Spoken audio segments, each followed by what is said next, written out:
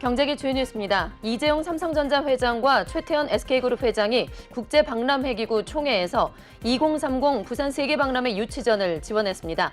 뒤이어 방문하는 베트남에서는 경제협력 확대에 힘을 보탤 예정입니다.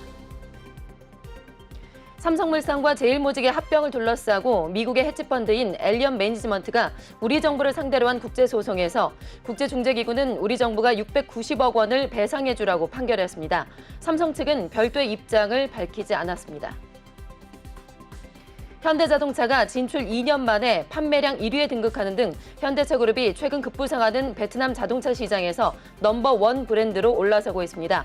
현대차그룹은 올해 신차 출시 및 경쟁력 있는 제품 라인업을 앞세워 베트남 시장을 집중 공략할 계획입니다. 하이트진로의 지난해 소주 판매량이 22년 연속 증류주 세계 판매 1위를 기록하고 있다고 오늘 밝혔습니다. 전 세계 증류주 시장이 1% 하락했음에도 불구하고 진로는 2021년보다 약 7% 성장한 수치입니다.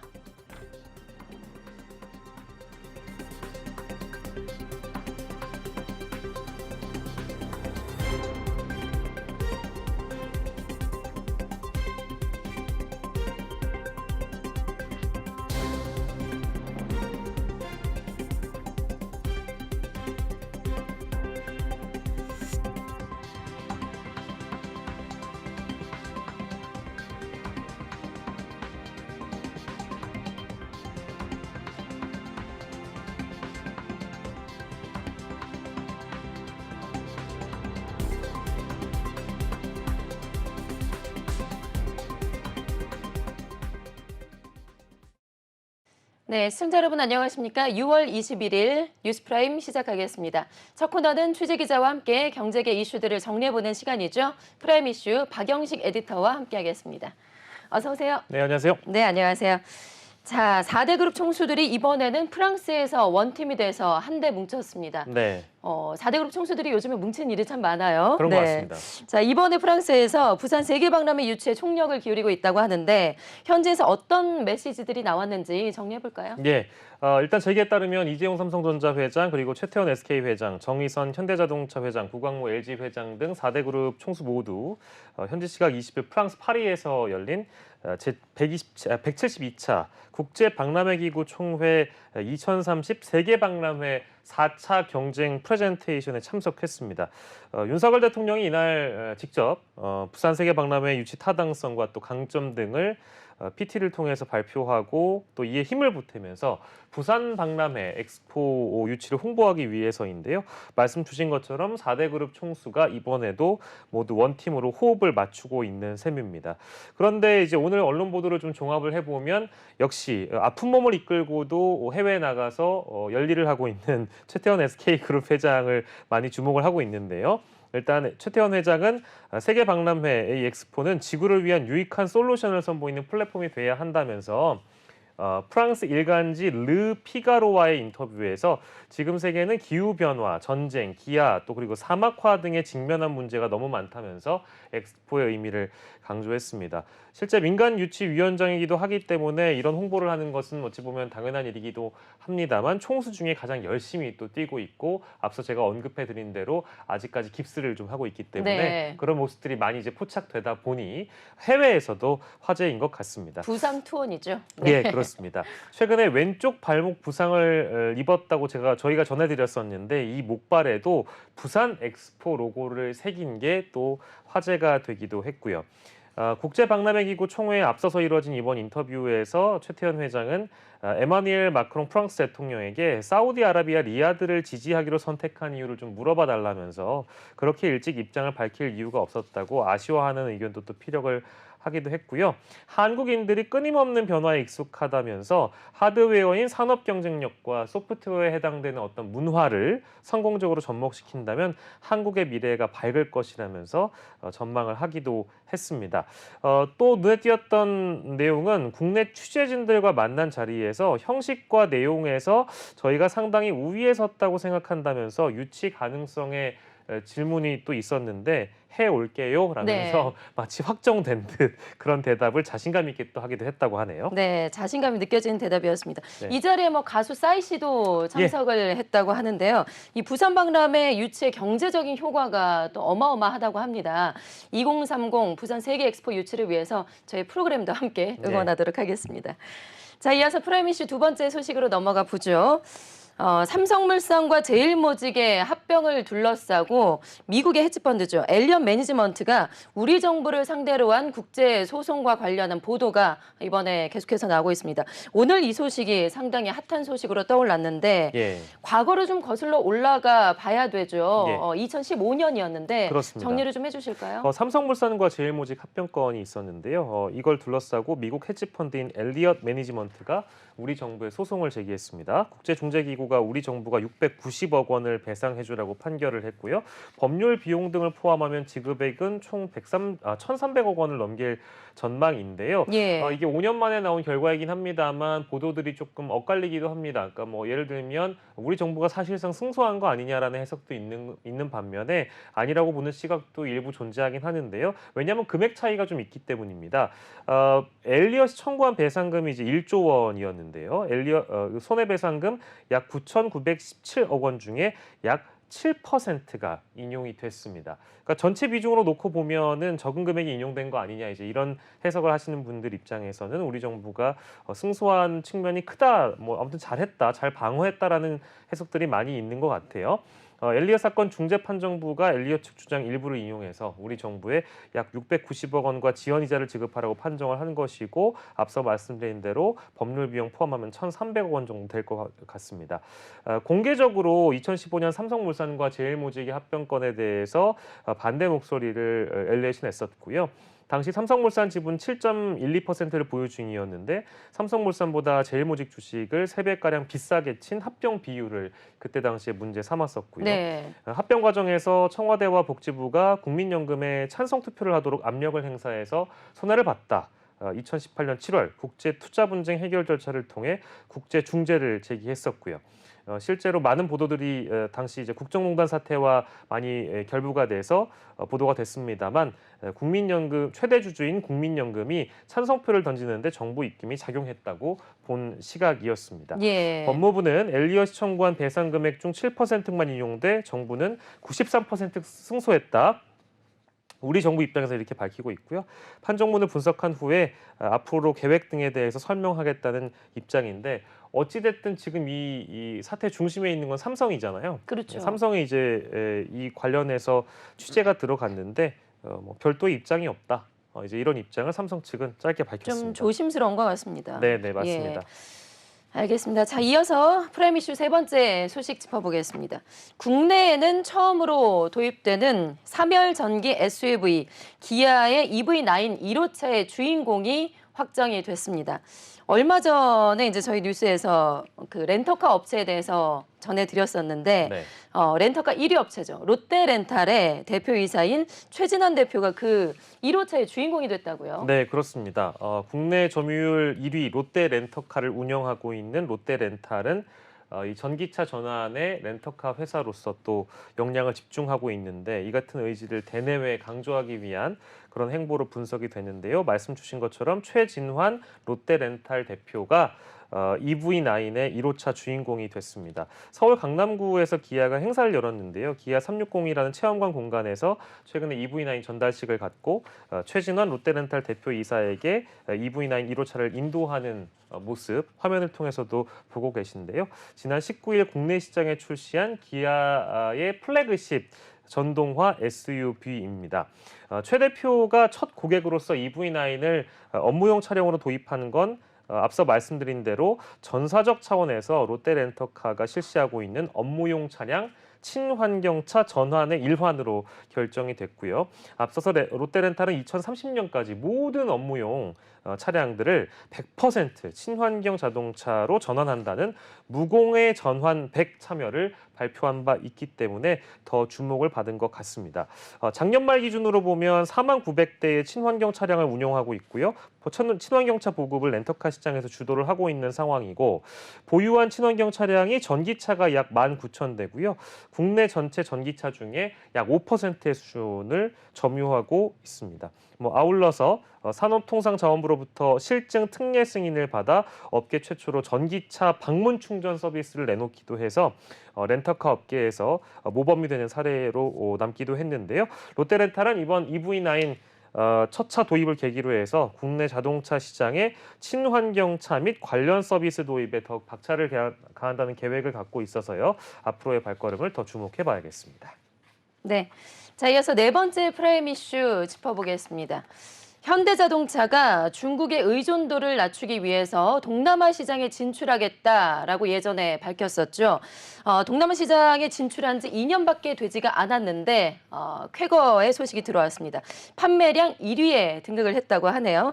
자, 박 기자. 네. 베트남 자동차 시장이 상당히 최근에 급부상하고 있습니다. 이 베트남 시장에 진출한 지 2년 만에 현대차가 넘버1이 됐어요. 그렇습니다. 베트남은 많은 분들께서 아시는 대로 동남아 4위의 자동차 생산국이자 판매국인데요. 최근에 경제 성장이 빠르게 올라오고 있는 우리가 한강의 기적을 이룩했던 지난 우리 한국과 베트남이 많이 비교가 되면서 그만큼 가능성 있는 국가로 동남아에서 떠오르고 있는데 이 경제 성장과 맞물려 빠르게 이 차량 수요가 증가하는 등 경쟁 업체들이 군침을 흘리고 있는 신흥 시장으로도 평가가 되고 있습니다. 현대차 그룹이 또 올해 이후에도 베트남 시장을 집중적으로 공략할 계획인데 더 좋은 소식은 진출 2년 만에 판매량 1위에 등극했다는 내용인데요. 실제 사례를 좀 보면 2017년에 베트남에 있는 탄콩 그룹과 함께 HTMV라는 합작 법인을 설립하고 생산에 들어갑니다. 그리고 판매는 19년부터 이제 꾸준히 이제 판매가 17년부터 꾸준히 판매가 되었는데요. 그 결과 현대차는 베트남에서 HTMV 합작 법인 출범 2년 만인 2019년 79,568대를 판매하면서 일본의 도요타를 제치고 판매 1위에 등극을 했었고요. 2020년과 2021년에도 각각 8만 1,368대, 7만 518대 판매하면서 3년 연속으로 베트남 시장 판매 1위 달성이라는 기염을 토했습니다. 누적 1위 달성이라는 기록은 베트남 시장에서 괄목할 만한 그런 성적이라고 평가를 받고 있고요. 사실은 일본 차가 실제 제가 최근에 베트남을 다녀와 보니까 일본 차가 더 많긴 한데요. 현대 차량도 굉장히 눈에 많이 띄어서 오늘 제가 이 소식을 갖고 온 이유도 그만큼 이제 누적 판매가 올라왔다는 거는 길거리에 현대차가 많이 보인다는 뜻도 되는 것이잖아요. 그만큼 이제 현대 기아가 베트남 시장에서 두각을 드러내고 있다라고 봐도 좋을 것 같습니다. 네, 어쨌든 일본에 이겼다고 하니까 네.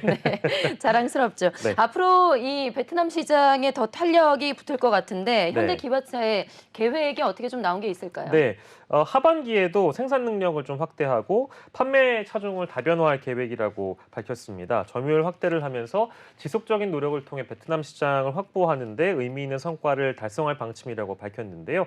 엑센트, 크레타, 산타페 이런 현지 판매 차종의 판촉 활동도 함께 주력하고 투트랙입니다. 신규 SUV나 다목적 차량, MPV 모델 등을 추가로 투입할 예정이고요. 전기차 아이오닉5 또 내달부터 현지에서 본격적으로 생산에 들어가는데 베트남 전기차 시장 공략에 나설 계획이라고 하고 지난해 9월부터 지금 이 공장이 본격 가동되고 있어서 현지 생산 규모는 크게 늘어날 것으로 현대차가 기대하고 있다고 하고요.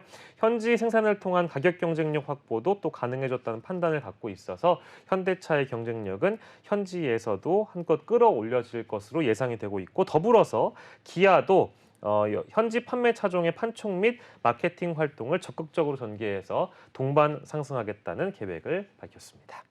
네. 자, 프라임 이슈 5번째 소식은 주류업계 소식인데요. 박 기자가 유독 주류업계 소식을 항상 많이 가져오네요. 네. 자, 하이트진로가 지난해 달성한 그 소주 판매량이 무려 1억 상자를 기록했다고 합니다.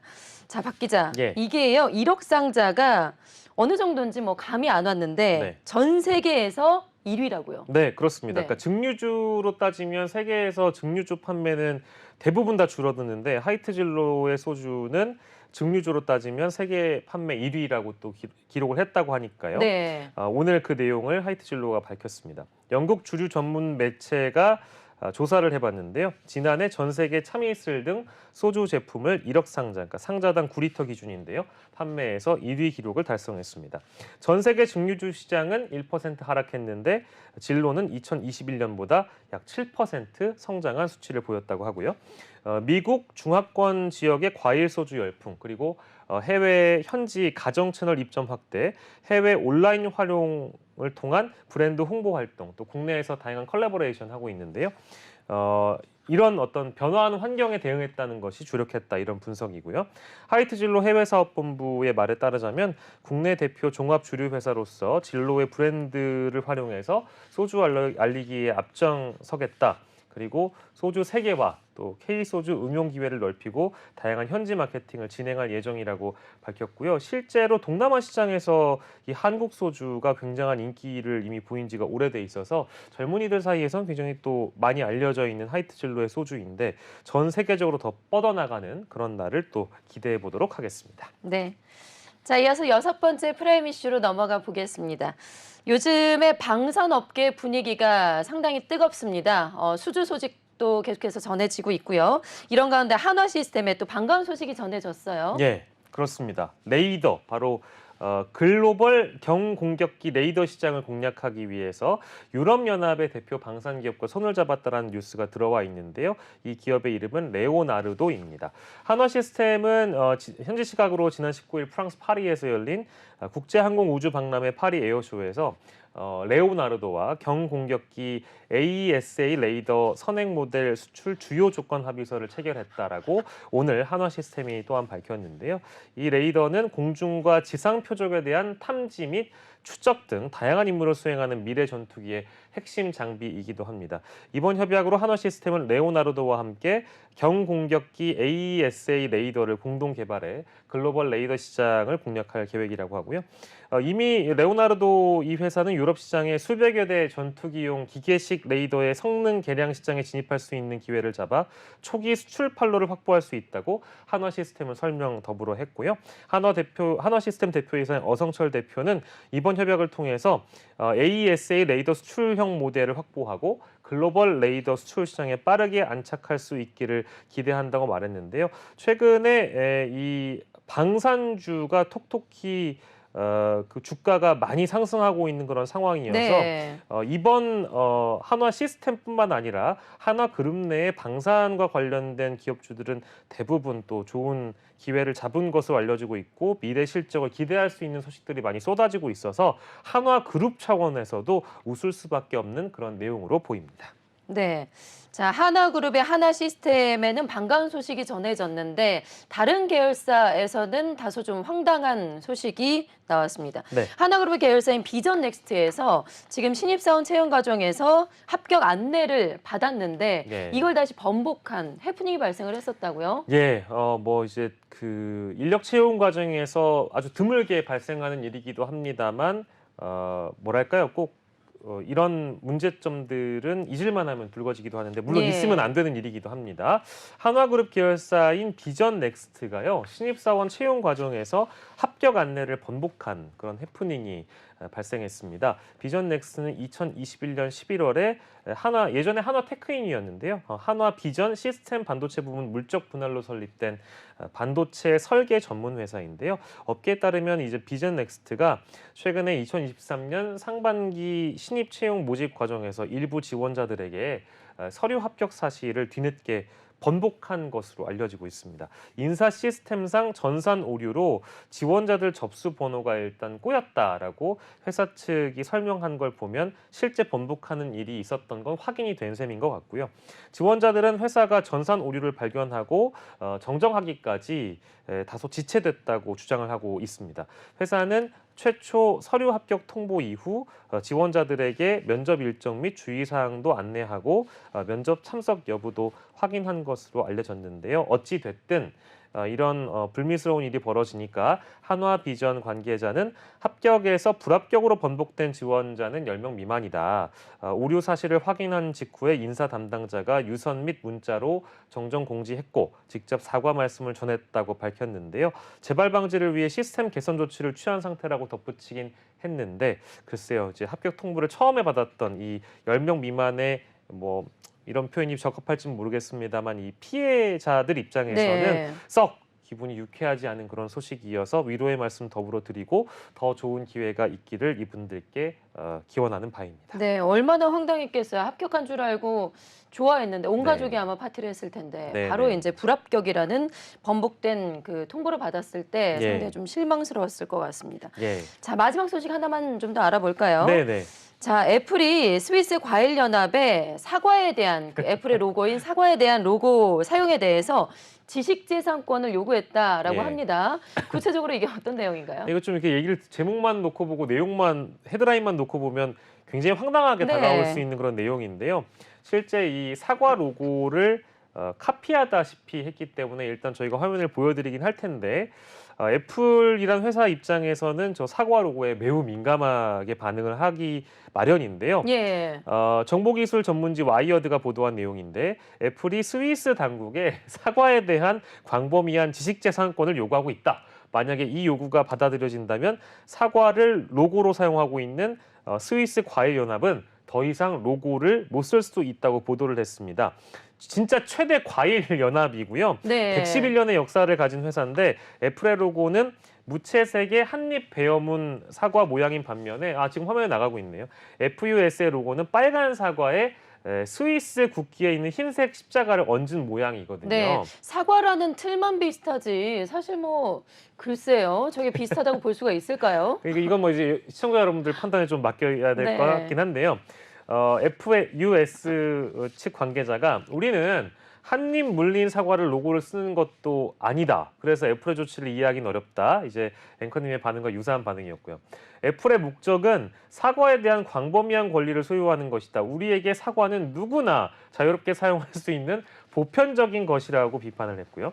2017년부터 애플은 스위스에서 사과에 대한 지식재산권을 확보하려고 시도를 한 바 있고 예. 애플은 스위스 지식재산권 기관 IPI에 흔한 녹색 사과 품종 중 하나인 그레니 스미스의 사실적인 흑백 묘사에 대한 지식재산권 신청을 제기한 바 있다고 하니 이게 어제 오늘 일은 아닌 것 같습니다만 그렇다고 하더라도 이 지식재산권이라는 거를 어디까지 우리가 좀 열어놓고 바라봐야 하는지 뭐 물론 이것도 어찌됐든 상표권이자 우리 특별한 로고에 대한 그 특정 회사의 민감한 반응이라고 우리가 생각을 해줘야 되는 것인지 아니면 이 정도는 특히 이 회사의 성격이 과일연합이잖아요.